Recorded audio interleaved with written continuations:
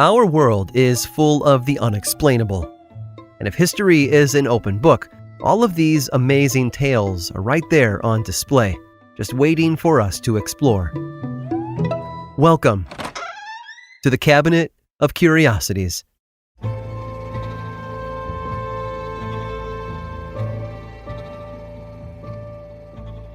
We've all mailed a letter or two in our lifetime.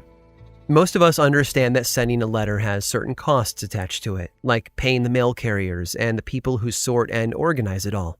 So there's a fee attached to each letter. Literally, in fact, since the 1840s, people have paid for the privilege to mail a letter by purchasing stamps.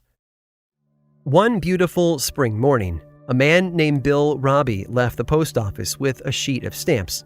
There were 100 of them altogether, and he'd paid a whopping $24 for the lot of them. They were pretty too, with a bright red border on a background of sky blue. And right there in the middle of the frame, flanked by the value of the stamp and a large U.S. postage banner across the top, was an airplane. They were hot off the presses and were sort of a commemorative stamp, so to speak. You see, the airplane featured in the artwork was meant to represent a historic flight that was about to take place that very same day. The Postal Service was about to enter the era of airmail, transporting mail over hundreds of miles with the help of airplanes.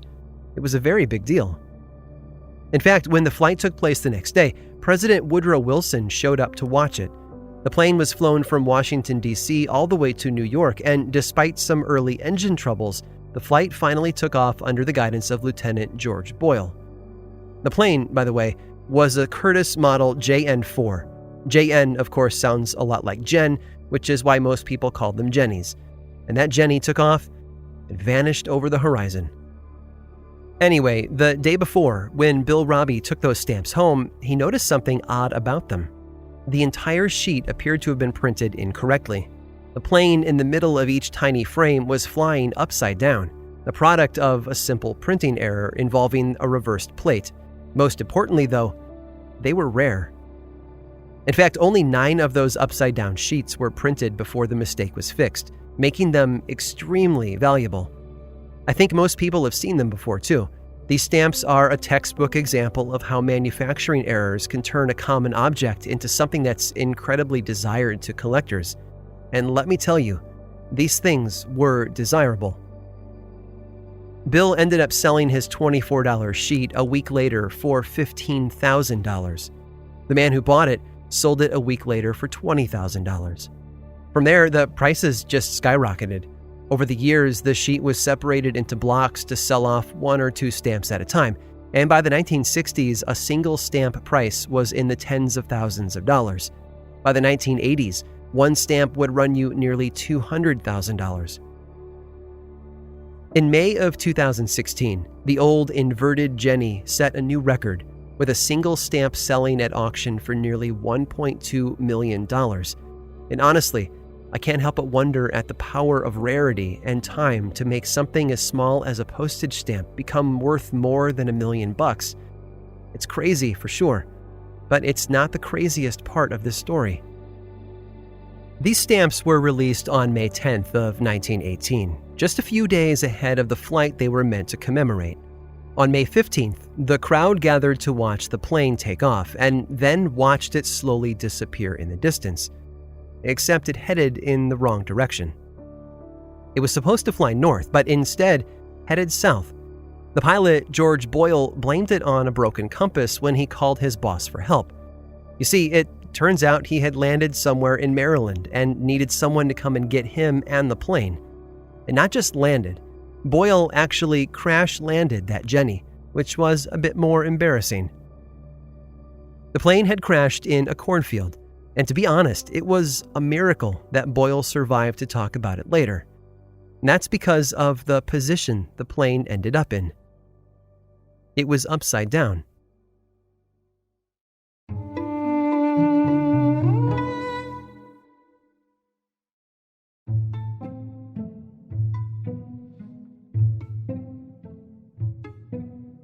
Alan was born in Scotland in the early 1800s, and from the very beginning, life was rough.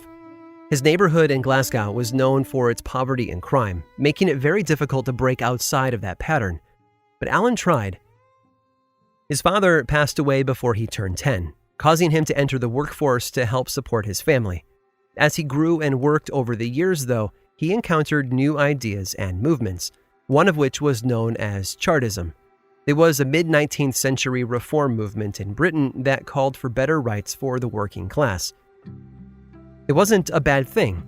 At its core, the Chartist movement was demanding better voting rights and representation in a government that had been a bit too inaccessible for a very long time. But like all big movements, there were some who took things too far. Violent protests and demonstrations led to arrest warrants for a number of Chartists, and Alan's name was among them. To avoid arrest, Alan hid out at the home of friends for months. In April of 1842, though, those friends managed to sneak him aboard a ship that was headed to the United States. For a long while, he seemed to be safe. Until, that is, the ship was wrecked off the coast of Nova Scotia.